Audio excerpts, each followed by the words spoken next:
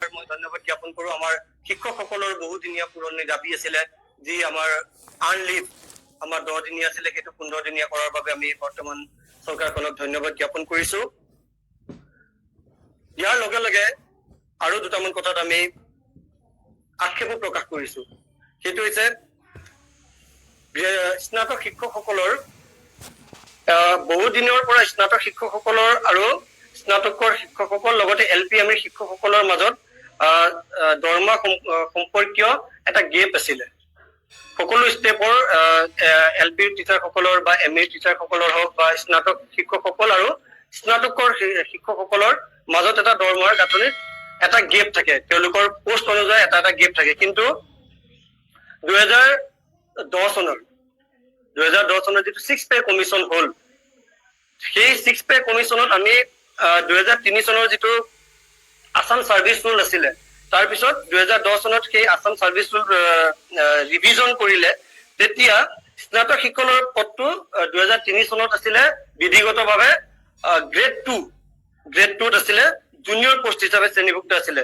কিন্তু 2010 চনৰ পে কমিশ্যনে এই 2003 চনৰ সেৱা বিধিৰ নিয়ম মানি লোৱাত ব্যৰ্থ হয় আৰু স্নাতক শিক্ষকসকলক গ্ৰুপ চিৰ অন্তৰ্ভুক্ত কৰি আমাৰ দৰমহা নিৰূপণ কৰে আৰু গ্ৰুপ বি অৰ্থাৎ ছেকেণ্ড ক্লাছৰ টিচাৰ শিক্ষকসকলক ফটকলি গ্ৰুপ চিলে আনি দৰমহা নিৰূপণ কৰি দিয়াত গোটেই অসমৰ যিমানখিনি স্নাতক শিক্ষকসকল আছিলে তেখেতসকল অতি দুখ প্ৰকাশ কৰিছিলে তেখেতসকলে তেতিয়াৰ পৰা। আৰু কিন্তু বৰ্তমানৰ ক্ষেত্ৰতো সেই বস্তুটো শুধৰণি নহল, 7 পেটো সেই বস্তুটো শুধৰণি নহল।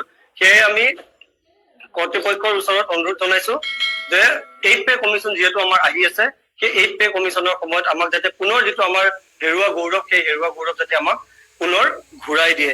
সেয়েহে স্নাতক শিক্ষকসকলৰ এই যিটো আমি ডাউনগ্ৰেডিং বুলিয়ে কৈছো, ডাউনগ্ৰেডিং যিটো হল সেইটো এটা পদ্ধতিগত ত্ৰুটি বুলি আমি মানি লৈছো আৰু সেইটোক 8 পে কমিশ্যনৰ ওচৰত আমি সেইটোক শুদ্ধ কৰিবলৈ বৰ্তমান আমি তেখেতসকলক অনুৰোধ জনাইছো। ইয়াৰ পাছতে আৰু এটা কথা হল, আমি দেখি আহিছো যে স্নাতক শিক্ষকসকলৰ পে বেণ্ডটো হৈছে 14,000 টকাৰ পৰা ধৰি 70,000 টকালৈকে, যিটো আমাৰ এপইণ্টমেণ্ট লেটাৰ থাকে বা আৰক্ষীসকলৰ মতে। এতিয়া ইয়াত আপোনালোকক এটা কথা মই উনুকিয়াব বিচাৰো, যিখিনি গ্ৰেজুৱেট টিচাৰ আৰু পোষ্ট গ্ৰেজুৱেট টিচাৰ সেই শিক্ষকখিনি আহে DSCৰ আণ্ডাৰত, ডাইৰেক্টৰ অফ ছেকেণ্ডাৰী এডুকেশ্যনৰ আণ্ডাৰত, আৰু LP আৰু ME সকলৰ টিচাৰসকল আহে ডাইৰেক্টৰ অফ এলিমেণ্টাৰী এডুকেশ্যনৰ আণ্ডাৰত।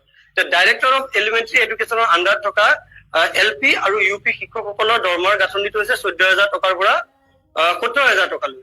কিন্তু DSC অৰ্থাৎ ডাইৰেক্টৰ অফ ছেকেণ্ডাৰী এডুকেশ্যনৰ আণ্ডাৰত থকা গ্ৰেজুৱেট টিচাৰ আৰু পোষ্ট গ্ৰেজুৱেট টিচাৰ, সেই হিচাপত গ্ৰেজুৱেট টিচাৰ আৰু পোষ্ট গ্ৰেজুৱেট টিচাৰৰ দৰমহাৰ যিটো পে বেণ্ড সেইটো একেই হ'ব লাগিছিল, কাৰণ দুইজন শিক্ষক একেটা মানে অফিচৰ আণ্ডাৰত আহে। কিন্তু আমি দেখিবলৈ পাইছো গ্ৰেজুৱেট টিচাৰৰ দৰমহাৰ গাঁথনিটো 14,000ৰ পৰা 70,000 হৈ আছে আৰু পোষ্ট গ্ৰেজুৱেট টিচাৰৰ দৰমহাৰ গাঁথনিটো 22,000ৰ পৰা 97,000 টকা হৈ আছে।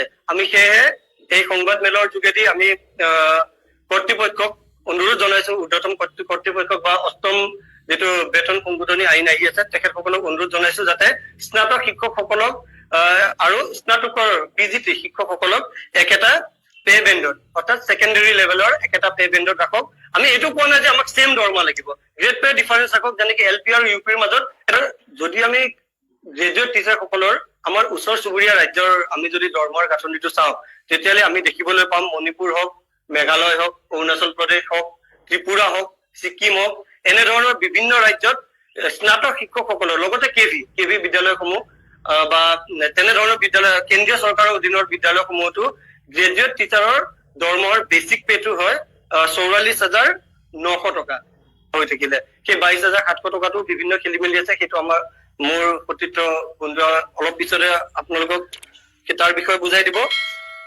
সেয়ে আমাৰ বৰ্তমান এটাই দাবী, দুটা দাবী। এটা হৈছে আমাৰ দৰমহাৰ যিটো গাঁথনি পে বেণ্ড, সেই দৰমহাৰ পে বেণ্ডটো আমাক ছেকেণ্ডাৰী টিচাৰ হিচাপে আমাক GT আৰু PGTৰ একেটা দৰমহাৰ গাঁথনি ৰাখক, যদিও আমাৰ গ্ৰেড পেট এটা ডিফাৰেন্স ৰাখক, আৰু লগতে আমাৰ যিটো দৰমহাৰ pay in the pay band আমাৰ 2016 চনৰ পৰা যিটো ইমপ্লিমেণ্ট হৈছিলে 7 পে কমিশ্যন, তাৰ আৰপিখনত ভুল নাই। আৰপিখনত যিটো স্লেব বা টেবুল আছে সেই টেবুল শুদ্ধ আছে, কিন্তু সেই টেবুলত 6 পে কমিশ্যনৰ পৰা গ্ৰেজুৱেট টিচাৰসকলে ইনিচিয়েল পে যিটো আছিলে 6 পে, সেই 6 পেৰ ইনিচিয়েল পেটো 7 পেৰ ক্ষেত্ৰতো সেই ইনিচিয়েল পেটো 6 পেৰ পৰা টানি তাৰ লগত 7 পেৰ ইনিচিয়েল পেৰ লগত আমাক একে কৰিবৰ বাবে আমি অনুৰোধ জনাইছো আৰু এই বিষয়ে মোৰ প্ৰতিত্ৰ বন্ধুৱে অলপ বহলাই ব্যাখ্যা কৰিব।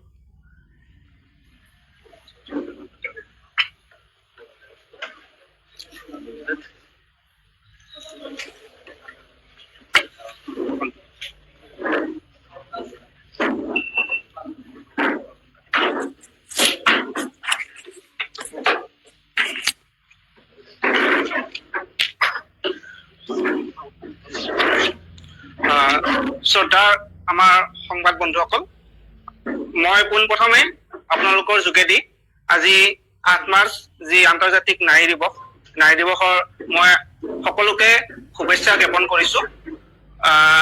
লগতে আমাৰ বিশেষকৈ আমাৰ যি শিক্ষয়িত্ৰীসকলে যি পাঠদান কৰি নিজৰ ঘৰৰ লগতে আন এটি ঘৰ বিদ্যালয়ত চলাই ৰাখিছে, তেওঁলোককো মই আমাৰ ফালৰ পৰা শ্ৰদ্ধা নিবেদন কৰিছো।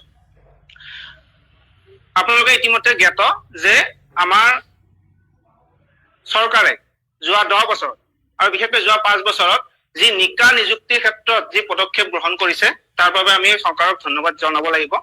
লগতে আমাৰ শিক্ষানুষ্ঠানবিলাকৰ যি আন্তঃগাঁথনি উন্নীতকৰণ, লগতে আমাৰ শিক্ষানুষ্ঠানবিলাকত যি আমাৰ ল্যাব অথবা অটল টিংকাৰিং ল্যাব বা ইত্যাদি সুবিধা দিছে, ইয়াৰ বাবে আমি স্মাৰ্ট বোৰ্ডৰ সুবিধা দিছে, ইয়াৰ বাবে আমি চৰকাৰক নিশ্চয় ধন্যবাদ জ্ঞাপন কৰিব লাগিব। কিন্তু শেহতীয়াকে আমি এটা দৰমহাৰ বৈষম্য আমি দেখিছো চৰকাৰৰ, আমাৰ যি স্নাতক শিক্ষকৰ দৰমহা, এই বৈষম্যটো দেখি আমাৰ আচলতে মনত কিছু আঘাত লাগিছে, মনত কিছু বেয়া লাগিছে। এই বৈষম্যটো হল কিয় এইটো জানিবলৈ আমি কিছু আগলৈ উভতি যাব লাগিব। এই বৈষম্যটো 6 পে কমিশ্যন আৰু 7 পে কমিশ্যনৰ যদি আমি তুলনা কৰি চাওঁ, 6 পে কমিশ্যন আৰু 7 পে কমিশ্যনৰ তুলনা কৰিলে এই দৰমহাৰ বৈষম্যটো দেখকৈ জলকৈ আমাৰ সন্মুখত ওলাই আহে। এই যিসকল শিক্ষকে 2000 তাৰিখৰ ডেটটো আছিলে 28 জুলাই 2010 চন, FPC নম্বৰ 14/2010/7 আৰু এই FPC-খন আমাৰ হাতত আছে। এই FPC-খনৰ মতে এদিন সংশোধন আনিলে। এই সংশোধনটো হ'ল যে এইখন FPC নম্বৰ ইয়াত চাব পাৰে আপোনালোকে। FPC নম্বৰ সংশোধনটো মতে ইয়াত আমাৰ আনিলে 5200 পৰা যিটো এন্ট্ৰি পে হ'ব লাগিছিলে আমাক দিলে 6660 টকা। 6660 টকা আমাক দিলে ইয়াতে। আৰু আমাৰ 7 পে কমিশ্যনে আমাক এটা ফিটমেন্ট ফেক্টৰ দিছিলে 2.57। গতিকে যি pay in the pay Ben 6660 টকা, এই 6660 টকাৰ লগত আমাৰ যি ফিটমেন্ট ফেক্টৰ যেতিয়া পূৰণ কৰা হয় তেতিয়া আমাৰ এই চেলাৰীটো আমাৰ হ'ব লাগে 17116 টকা, আৰু যাক আমাৰ পে স্লেব মতে নিয়াৰেষ্ট হাইয়েষ্ট পে স্লেবলৈ লৈ গৈ আমাক 18440 টকা pay in the pay Ben দিব লাগিছিলে। আৰু লগতে গ্ৰেড পে হয় 8700। এতিয়া এই 8700 গ্ৰেড পে আৰু আমাৰ পে ইন দা পে বেনৰ দুটা যেতিয়া আমি যোগ কৰো তেতিয়া হয় গৈ 27100। যি সংশোধন আনিলে 6660 টকা, এই সংশোধনটো আমাৰ লগত ইমপ্লিমেন্ট নহয়। যি 5200 টকা আছিলে এই 5200 টকাৰ লগতে আমাৰ ফিটমেন্ট ফেক্টৰটো পূৰণ কৰিলে, আৰু পূৰণ কৰাৰ ফলত এই ফিটমেন্ট ফেক্টৰটো পূৰণ কৰিলে হয় গৈ 13364 টকা। 13364 টকা একজেক্টলি হয়, আৰু তাক নিয়াৰেষ্ট আমাৰ পে স্লেবত হাইয়েষ্ট পে স্লেবলৈ লৈ গ'লে 14000 হয়। গতিকে 14000 pay in the pay Ben দিলে, আৰু লগতে আমাক গ্ৰেড পে দিলে 8700 টকা। গতিকে হ'ব লাগিছিলে আমাৰ 27140 টকা, কিন্তু আমি 2017 চনৰ মাৰ্চ মাহৰ পাছত যিসকল বেচিক পেটোৰ ওপৰতে আমাৰ ইনক্ৰিমেন্ট বিলাক কেলকুলেশ্যন হয়। গতিকে যেতিয়া বেচিক পে 4440 টকাটো আমাৰ কাৰণে কমি যোৱাৰ লগে লগে আমাৰ ডিএটো তাত আমাৰ ইফেক্ট কৰিলে।